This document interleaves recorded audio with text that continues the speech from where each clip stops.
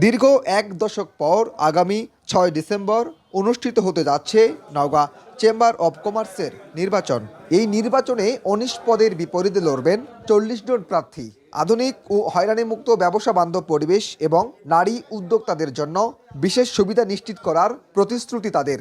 আমি ছোট বড় মাঝারি ব্যবসায়ীদের নিয়ে নওগাঁ চেম্বারটা আমি গড়াতে চাই এবং নওগাঁ চেম্বারের সাধারণ সদস্যদেরকে আমি অনুরোধ করি যে আমার প্যানেলকে আপনারা ভোট দেবেন এবং নওগাঁর কিছু হলে চেম্বারের উন্নতি আপনারা পাবেন ইনশাল্লাহ। যদি নির্বাচিত হয়ে সাধারণ ভোটাররা নির্বাচিত করে সদস্য ভাইরা, তাহলে আমরা একটা ভ্যাট এবং ইনকাম ট্যাক্সের একটা আলাদা সেল তৈরি করব, যেখান থেকে তাদের সহায়তা করতে পারবো।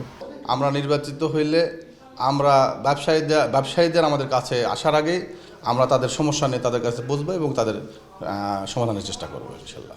সদস্যদের অভিযোগ, নওগাঁ চেম্বার তাদের কল্যাণে জোরালো ভূমিকা রাখতে পারেনি। ব্যাংক ঋণ, কর, লাইসেন্স ও আমদানি রপ্তানিতে হরহামেশাই নাজেহাল হতে হয়। ক্ষোভ আছে সময় মতো নির্বাচন না হওয়া নিয়েও।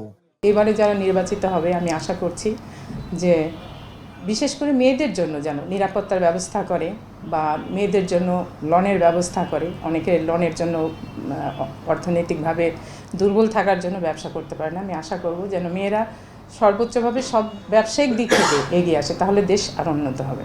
ব্যবসায়ীদের কোন সেক্টরে কি প্রবলেম, সেই প্রবলেমগুলোর সম্মুখীন হতে যে যখন ব্যবসায়ীদের ছোট ছোট সংগঠন টোটাল বাজারে যেটা রয়েছে যখন সেভাবে পারছে না, তখন চেম্বারের শরণাপন্ন হলে চেম্বারকে জ্ঞাত করানো যখন হবে, চেম্বার এসে দাঁড়াবে। চেম্বার অফ কমার্সের ভোটটা আসলে প্রতি ২ বছর মেয়াদি হওয়ার কথা বা হয়, তো সেটা বিগত দিনে আসলে ভোট হয় নাই।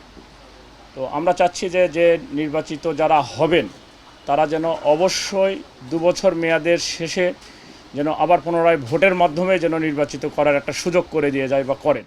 নির্বাচনকে প্রাণবন্ত ও ভোটের দিন শৃঙ্খলা বজায় রাখতে সব ধরনের প্রস্তুতি নিয়েছে চেম্বার প্রশাসন। ৬ ডিসেম্বর সকাল থেকে দিনব্যাপী চলবে ভোট গ্রহণ।